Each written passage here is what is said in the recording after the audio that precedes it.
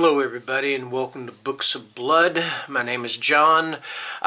So first things first, I don't know if you guys expected to see me on here so soon.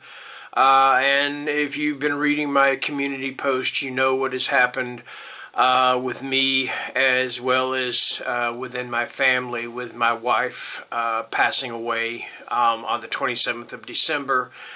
So one thing my wife always told me was that she didn't want me to mope around and be unhappy and be sad. You know, I know my wife is in a better place, all right? So what I'm trying to do here today with starting back making my videos is to honor her and honor her wishes. You know, my wife was a very special person, let's just put it that way, and she touched a lot of people. So what I'm going to do today is we're going to be doing the horror across America. We're going to be talking about Colorado, and after that I've got a little something I would like to read to you guys if you stick around that long, and if you don't, that's perfectly fine. But let's go ahead and get underway. So yeah, how many books did I find for the state of Colorado? I'm not really sure. It's been so long since I've typed all this out or copied and pasted all this. But first one we're going to talk about today is The Shuttering. And this is by Anya Alborn. And I'm beginning to think that Anya Alborn has a book for every state. You know, let's just put it that way, because I've found so many books by her that are set in all these different places. So anyway, we're talking about The Shuttering right now.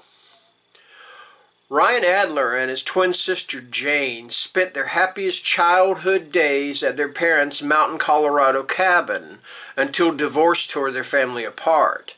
Now, with the house about to be sold, the Adler twins gather with their closest friends for one last snowboarding-filled holiday.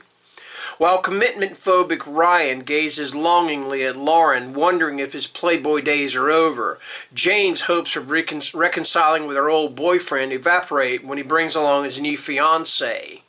As drama builds among the friends, something lurks in the forest, watching the cabin, growing ever bolder as the snow falls and hunger rises. After a blizzard leaves the group stranded, the true test of their love and loyalty begins as the hideous creatures outside close in, one bloody attack at a time. Now Ryan, Jane, and their friends must fight, tooth and nail, bullet and blade, for their lives, or else surrender to unspeakable deaths in the darkened woods. And that is The Shuttering, and that is by Anya Alborn.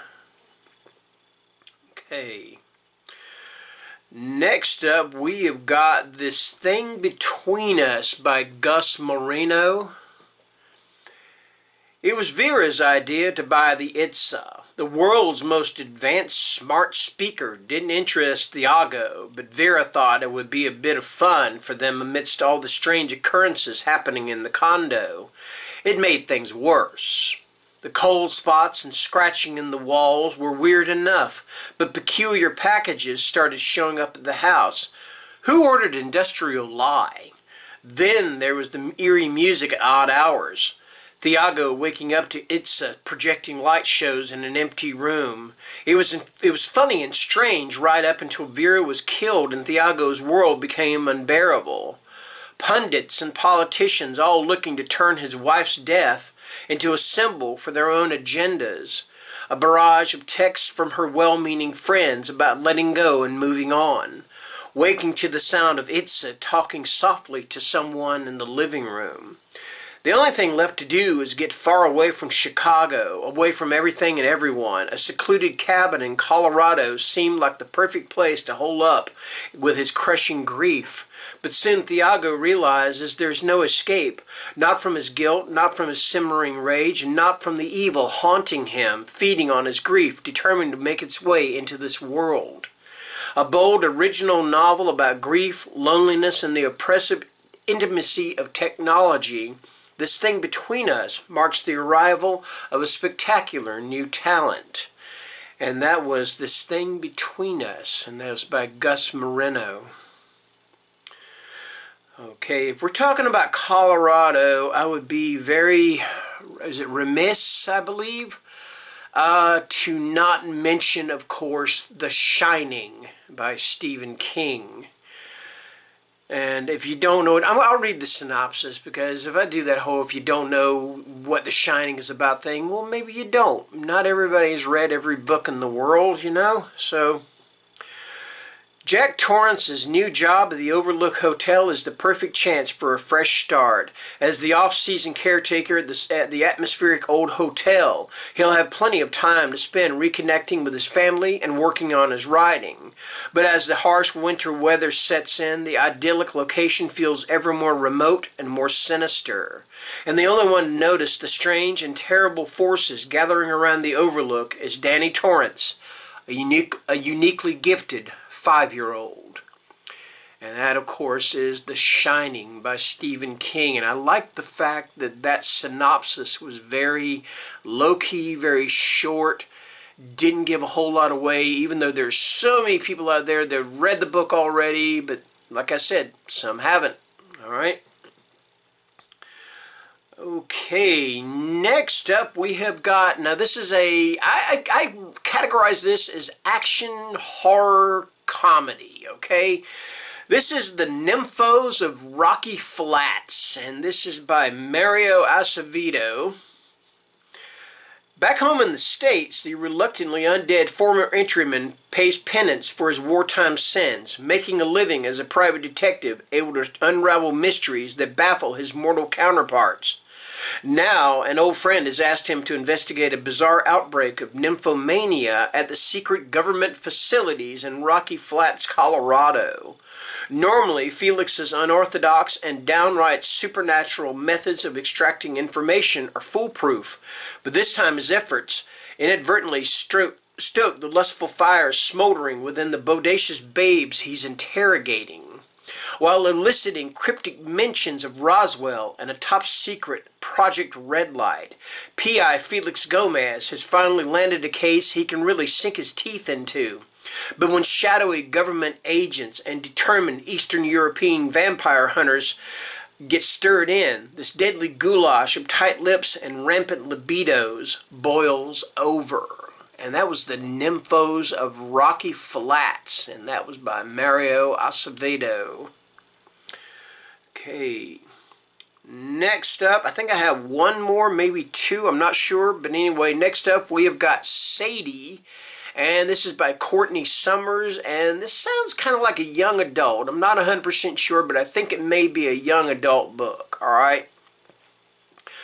Today, WNRK is launching the first episode of our new serialized podcast, The Girls, created and hosted by Wes McCrae. When popular radio personality Wes McCrae receives a desperate phone call from a stranger imploring him to find 19-year-old runaway Sadie Hunter, he's not convinced there's a story there. Girls go missing all the time. But when it's revealed that Sadie fled home after the brutal murder of her little sister Maddie, Wes travels to the small town of Cold Creek, Colorado to uncover what happened. Sadie has no idea that her journey to avenge her sister will soon become the subject of a blockbuster podcast. Armed with a switchblade, Sadie follows meager clues hoping they'll lead to the man who took Maddie's life, because she's determined to make him pay with his own. But as Wes traces her path to the darkest, most dangerous corners of big cities and small towns, a deeply unsettling mystery begins to unfold, one that's bigger than them both. Can he find Sadie before it's too late? Alternating between Sadie's unflinching voice as she hunts the killer and the podcast transcripts tracking the clues she left behind, Courtney Summers' Sadie is a breathless thriller about the lengths we go to protect the ones we love and the high price we pay when we can't. It will haunt you long after you reach the final page.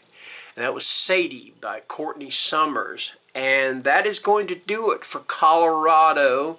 So if you have stuck around this long and you know that the things that are happening with myself and with my family, with my wife's passing, I didn't really talk about my wife too much on this channel. Every now and then I would mention her, But one thing I want to say is that I loved her just unconditionally. I loved her. She was my best friend.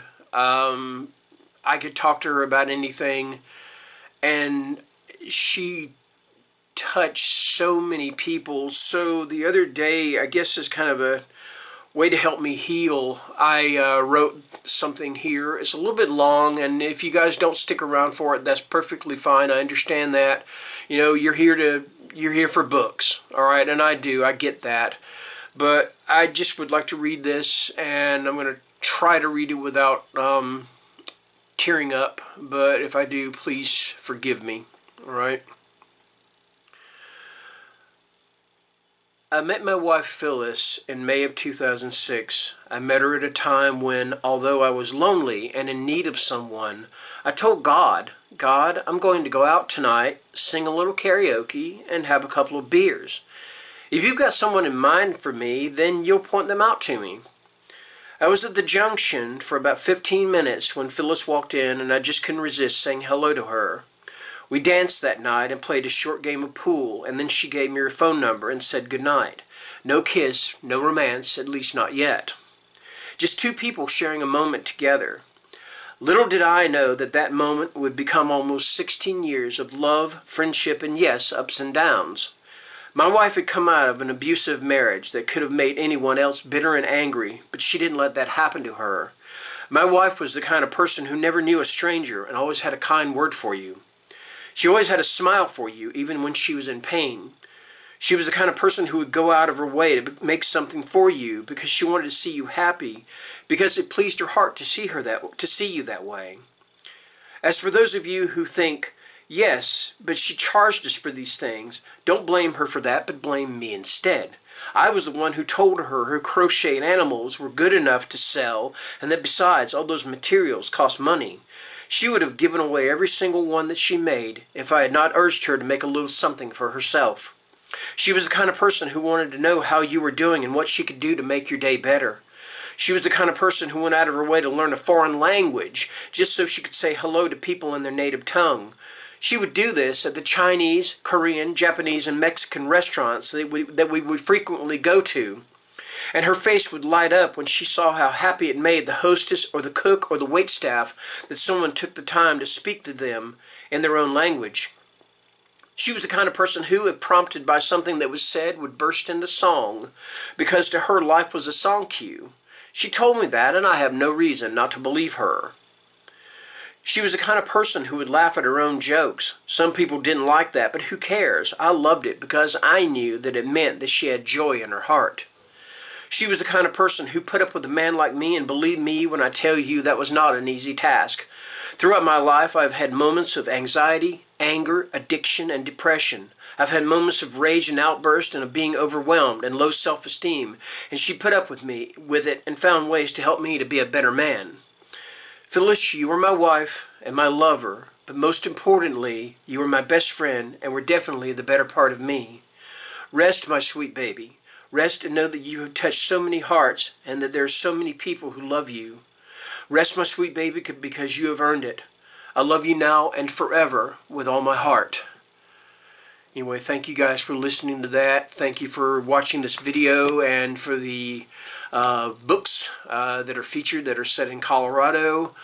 I'm not really sure when I'm going to post this. I may go ahead and post it today, and it is New Year's Day, so Happy New Year. You know, as crappy, as shitty or whatever as 2021 ended, I'm hoping that 2022 will be a year that I can reevaluate and reassess, and most of all, I hope it is a time that I can heal.